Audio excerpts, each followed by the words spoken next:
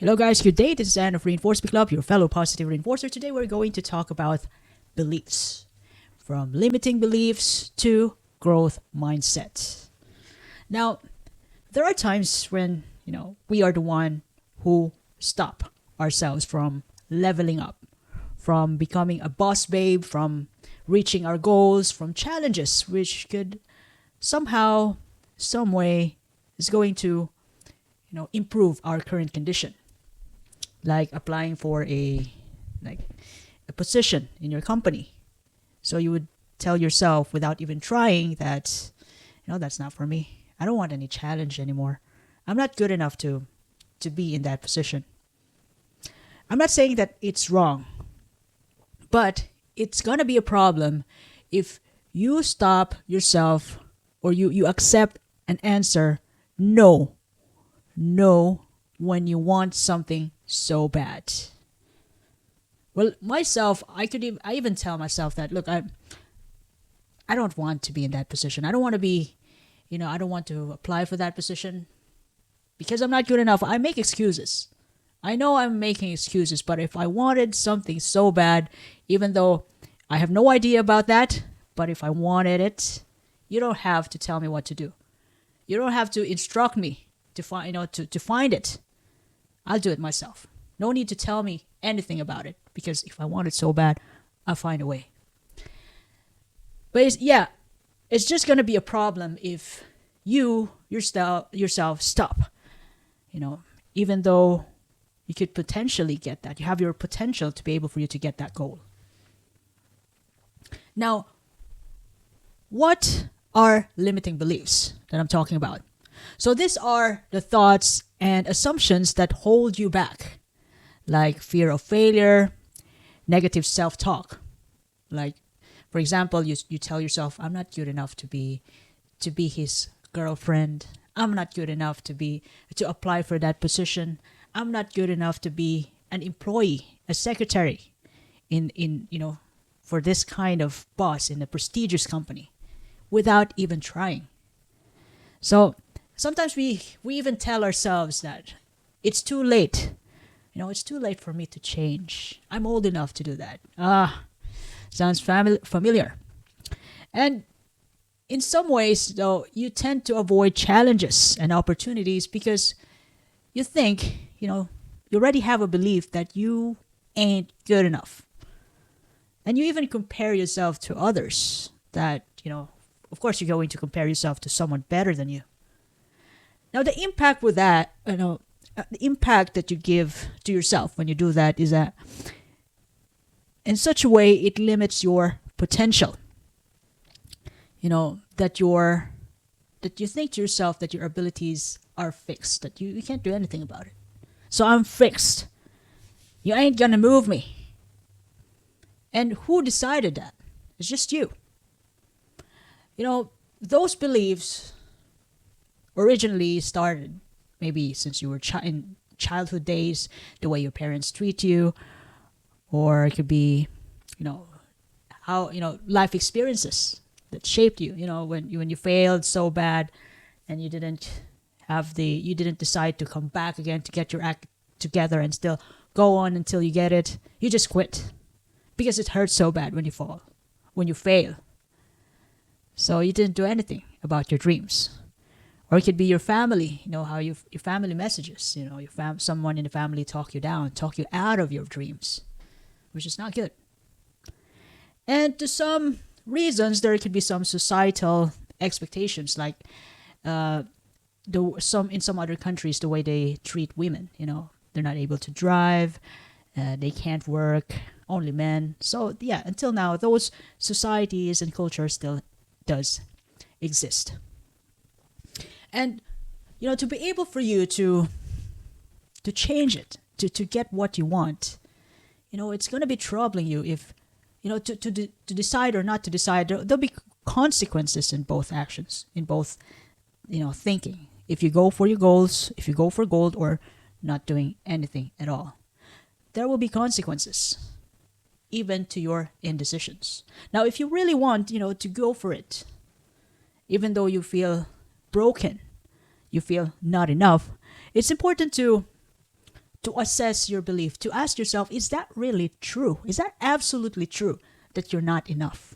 You're not good enough to apply in that position. Is it really true? Because sometimes, though, even here in abroad, based on my experience, some people, they apply for a certain position without even have a perfect qualification. Like continuing education, they already get hired, and then they just do the continuing education once they already get hired. Plus, the hospital or the institution sponsor them to do so, just because they have the guts, and of course, they're competent. They believe in themselves. So you got to ask yourself, is it true that I'm not good enough? Are there any evidences? Well, there could be a lot of evidences that you could think about if you're not good enough, but how did it start?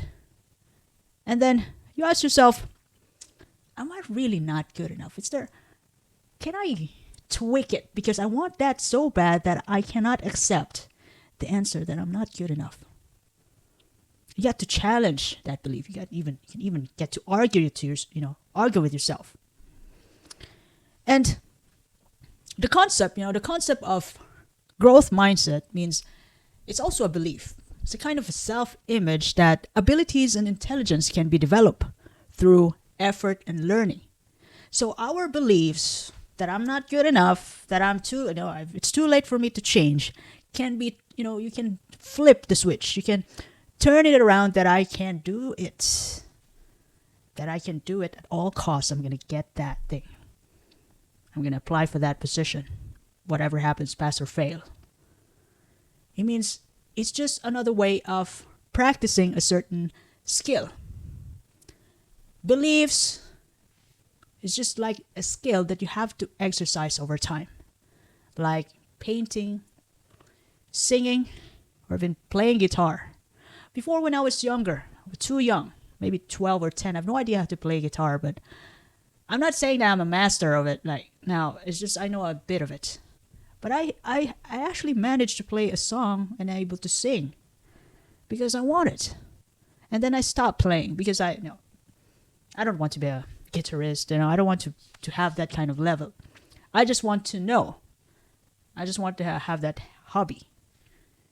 But, since I wanted it, and I have no idea how to play, so I found a way and I get to play it.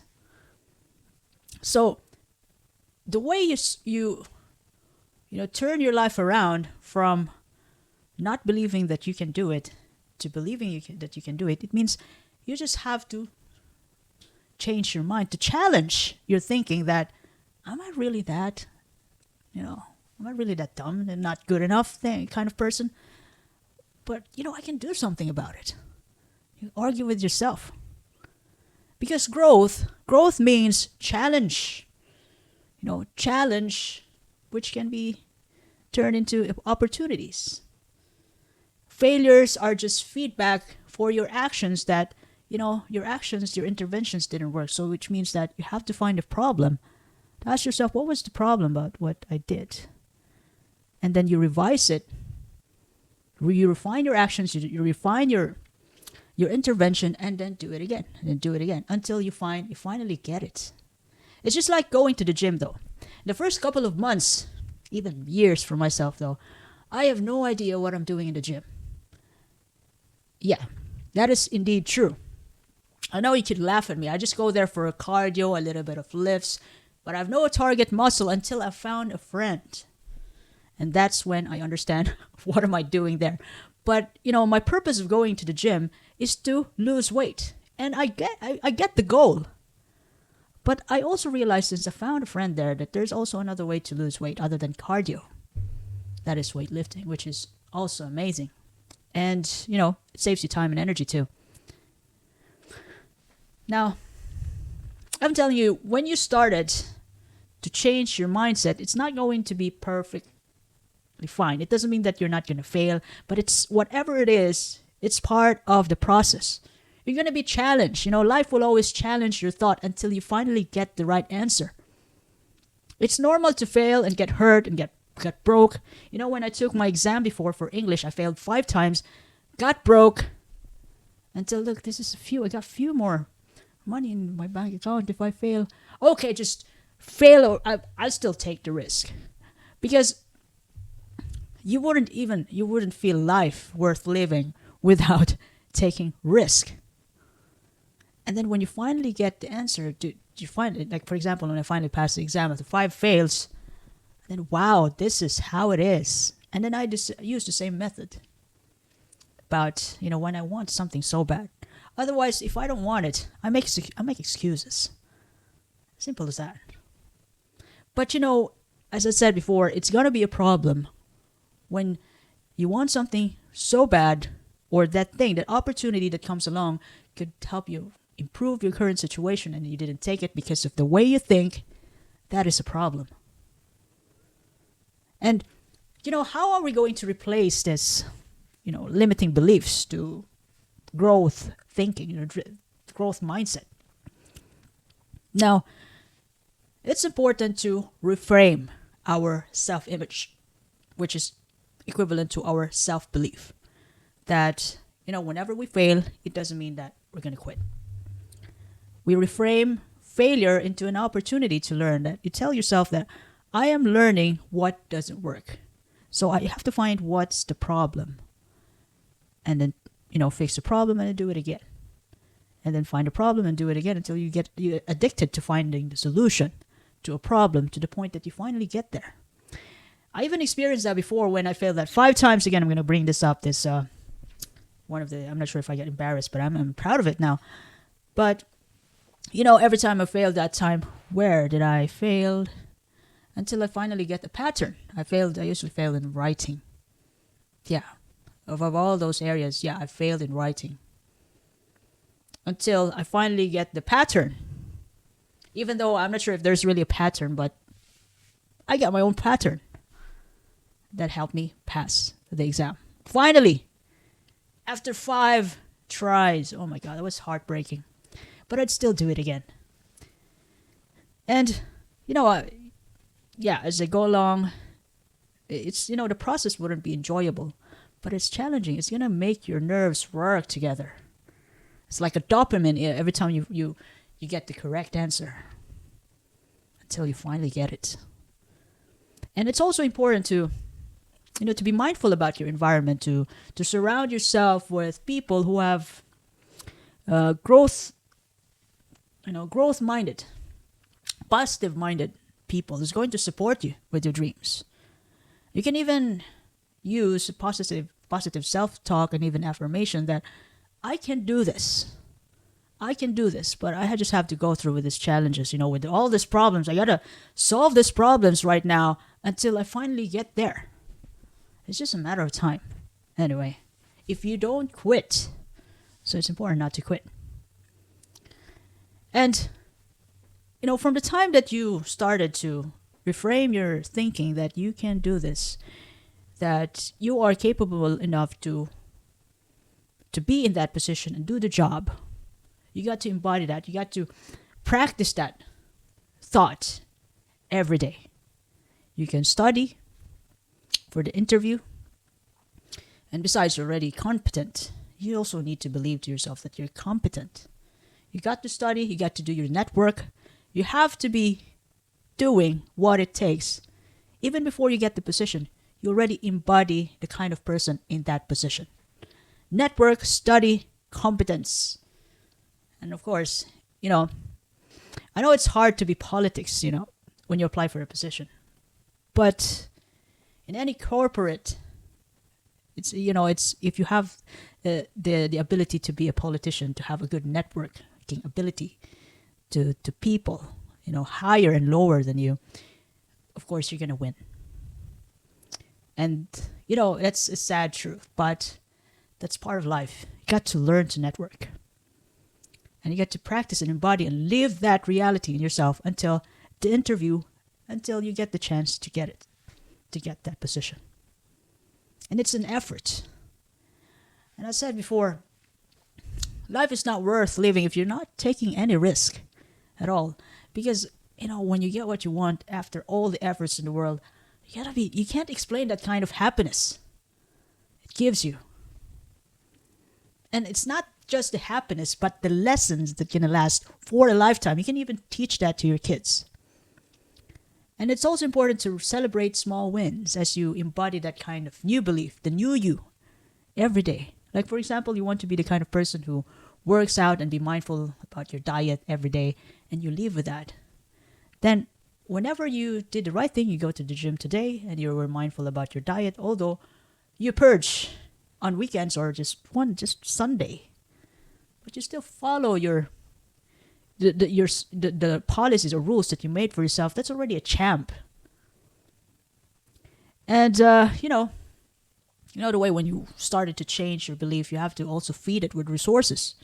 Like you can read books or listen to podcasts or stories about, related to the business that you're venturing, or the topic that's related to the thing that you really, to your goals, like position you applied for, or to an exam, life-changing exams.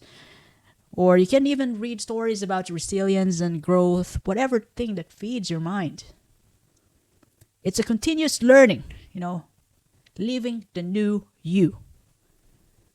Long-term transformation means consistent awareness and actions towards your beliefs. That this is, you own it. This is the new me. That it's important to also be aware that in down times, whenever you feel depressed or overwhelmed, those old beliefs will take advantage to you to go back to the old you. But, at the end of the day, it's still going to be your decision to stay and live the new you or go back to the old you. And as you live like the new you would then realize as time goes by that you have greater confidence now and adaptability towards whatever life is throwing you. Problems, challenges. You're much adaptive now. And less fear of failure, because fear is part of life. The life that you wanted is on the other side of fear, but it's actually scary, but you have to do it. You got to finish the job. And you also realize that as you solve the problems, the more challenges that comes in your way, the more you become creative and resilience, no matter what happens.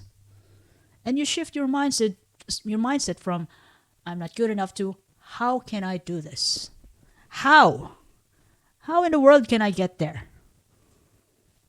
So I know it wouldn't be an easy journey if you haven't learned the lesson before. You haven't failed so bad and then come back better. But you see, in life, nothing is impossible. And it's never going to be too late at any stage in our life, even if we're already old. We can always still do something. Life is like a lifetime lesson. We can't get away from it because we're still alive. And I hope I shared something valuable today. If you ever love this episode, you can share this to your family and friends. You can follow me in YouTube, Facebook, Spotify, Apple Podcast, even in Amazon Music, as well as in X, Reinforcement Club. By the way, this is Anne, your fellow positive reinforcer. I do appreciate your time and have a lovely day ahead. Thank you.